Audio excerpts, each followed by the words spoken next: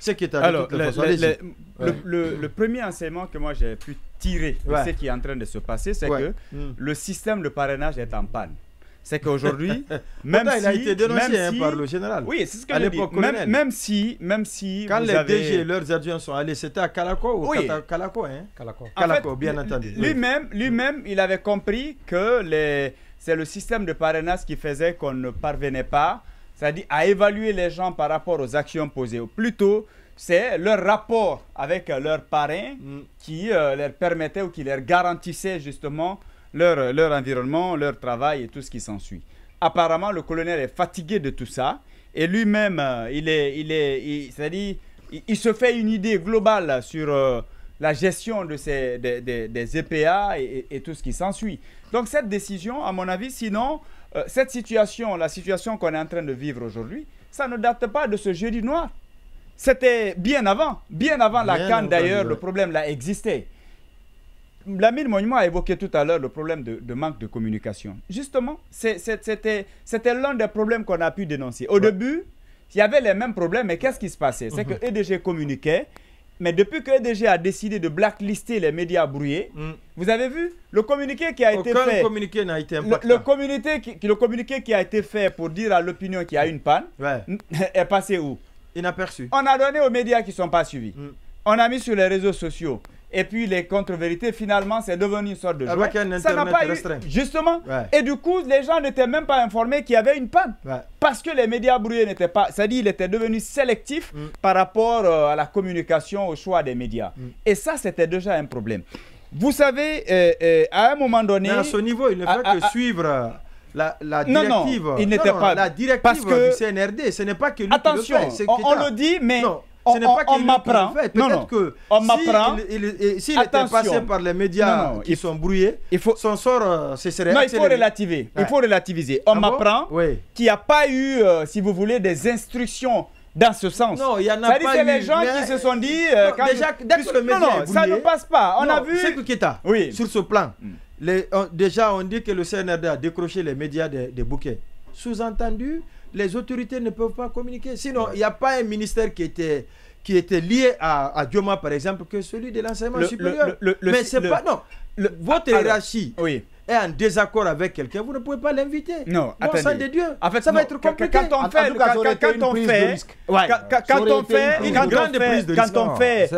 on fait un raisonnement de cette façon-là, on ne pourra pas s'en sortir. Parce que... Non, attention. Vous n'allez pas me dire que quand il y a une crise, ou quand il y a eu... Les médias n'ont pas été invités que monsieur... Je pense que justifie son départ. C'est plus grave que tout ça. Sarkozy je t'ai écouté sagement. Laminé dans les médias, dans beaucoup de médias français.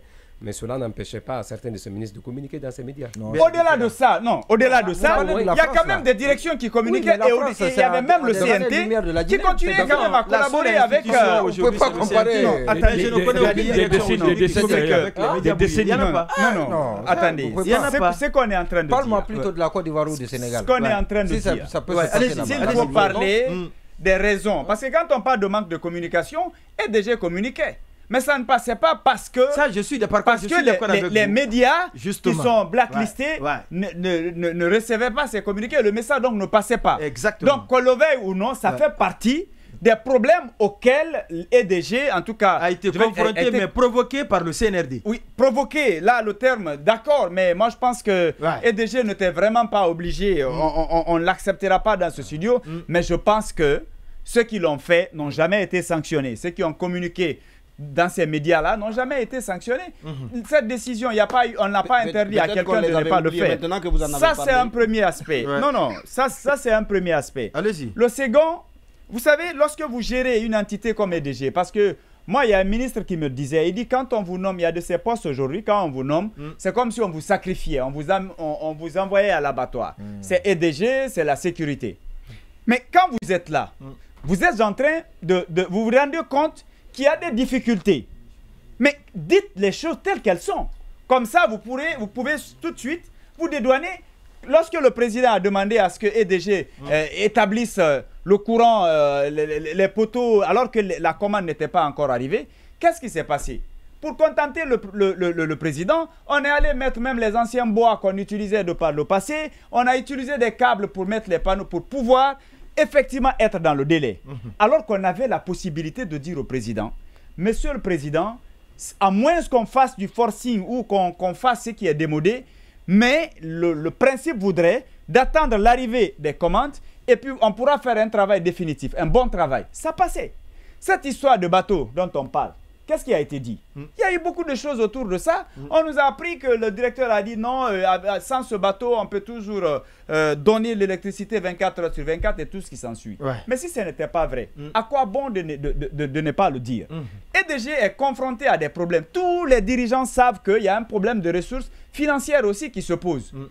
À la direction générale, d'expliquer les problèmes auxquels elle est confrontée. Mais si elle ne parle pas, et lorsqu'il y a une communication au sommet, elle suit cette communication sans prendre de contre-pied, peut-être pour ne pas perdre le poste, aujourd'hui il part avec un CV sali. Mais si le problème ne dépendait pas de lui, il savait qu'il y a des difficultés, tout ce qu'on est en train de dire, subvention et tout ce qui s'ensuit, il lui revenait de dire les choses telle qu'elle se présente et de poser les vrais diagnostics, dégager ce qu'il faut pour régler. Si on ne peut pas, eh bien, la responsabilité sera située. Mais si vous continuez à colmater, à donner l'impression que tout se passe et qu'au niveau des autorités, vous avez les moyens nécessaires, mais vous allez quand même endosser la responsabilité. C'est ce qui s'est passé. Sinon, le problème, on sait que ce n'est même pas une question liée à un simple directeur. Il y a un problème, il y a vraiment un problème très profond. On n'a jamais posé les vrais diagnostics pour trouver les vraies solutions. On a toujours utilisé ce secteur pour contenter la population ou pour séduire, pour avoir un bilan ou en faire un trophée, même si en amont on ne fait pas un travail durable.